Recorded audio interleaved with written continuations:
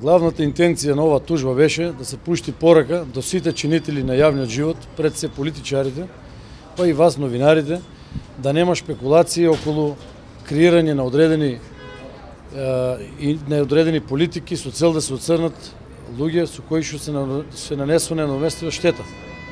Од тие причини се поднесува оваа тужба да се пушти една порака, ова веќе мора да се опре. Тоа е.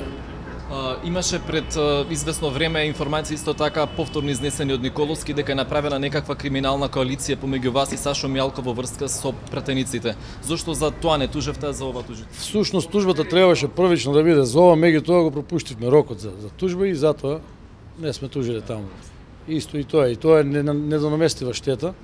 Меѓутоа се надам дека ова со овој спор сега ќе се надмине и ќе биде ова порака до сите политичари да внимават што зборуват. Ќе го прашаме и тужениот на Еви и вас кога имаме прилика. Сте или не сте јавна личност? Расчистивте ли пред судот? Не знам дали постои дефиниција за јавна личност. Јас лично сметам дека не сум јавна личност. Ако е ваша перцепција дека сум, еве прифаќам да сум, но тоа не му дава за право никому да фрла разни сценарија да прави, да креира лажни вести и така. Благодариме. Благодарам.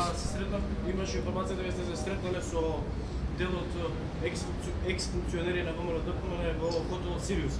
Зашто поточно разговарав? Не е точно дека сме се сретнали со... Како мислите, екс-функционери?